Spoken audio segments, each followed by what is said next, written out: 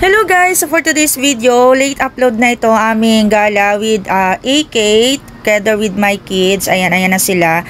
So, pinakain ko muna sila dito sa McDo, sa Walter Mart, Santa Rosa, Laguna, and ihahatid na namin sila sa AK. So, pagdating dito sa AK, ayan, so mga past 12 na ng tanghali kami nakapasok. Since nga kami ay 7 at ang isa ay mayroong VIP pass at saka yung isa nakaklase ng kids ko ay birthday. So, walang bayad yung may birthday and meron kami 20% discount kasi nga may kasama kami na isang VIP pass.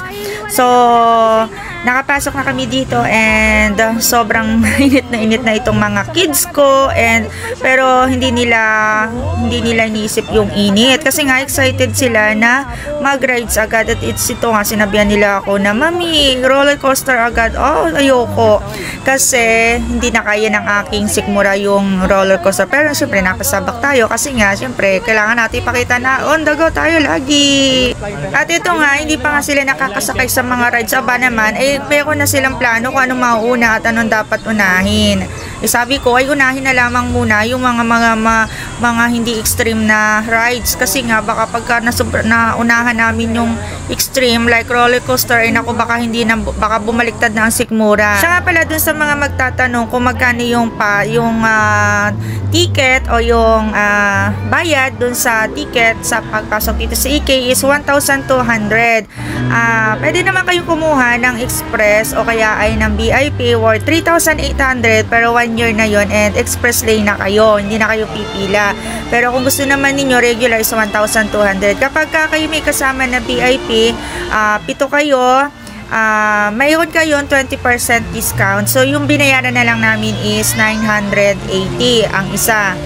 Sulit naman yung inyong bayad sa ticket kasi nga pagdating dito maraming rides kang pagpipilian at saka may food na rin sa loob kaya hindi ka malulugi dun sa ticket na ibinayad mo. At the same time marami na rin silang mga upuan at benches na kung saan pwede kang magpahinga. And affordable naman yung mga iba nilang food dito. And then siya nga pala kapag may kasama kang VIP na VIP person ay 20% discount ka din doon sa mga food na bibilhin mo dito sa loob ng AK.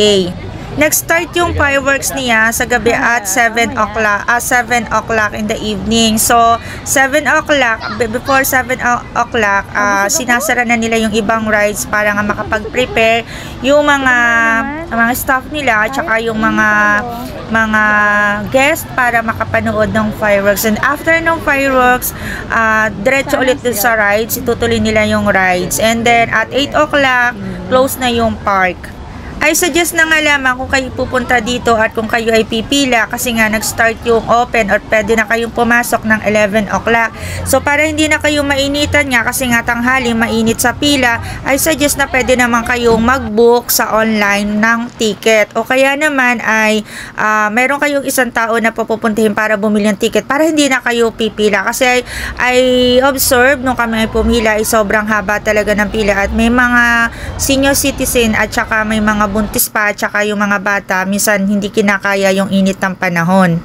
Isa pa din sa na-observe ko dito masyado sila ngayong mahigpit when it comes dun sa pagdadala ng mga gadgets and action cam doon sa ride. So, dati kasi nung last na punta namin dito last year noong December, nakapag-vlog pa ako during doon sa Anchors Away at saka doon sa Jungle Log. So, ngayon hindi nila ako pinayagan kaya yung mga videos ko is hindi ko na nakunan yung actual ride ng ibang mga rides.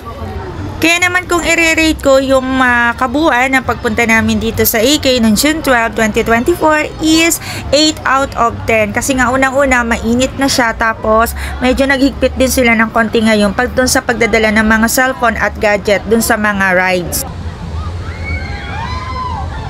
Sulit din yung pagsakay dito sa Ferris wheel lalo na't gabi na nga kasi pagdating mo sa tuktok makikita mo yung buong Santa Rosa. So may mga kumukuti-kuti at maraming mga ilaw na makikita ka kasi nga tanaw na tanaw mo yung buong Santa Rosa City. At nung mapagod na nga kami nitong asawa ko, kalalakad, ito nga, naupo kami dito sa may food court nila at meron silang live band.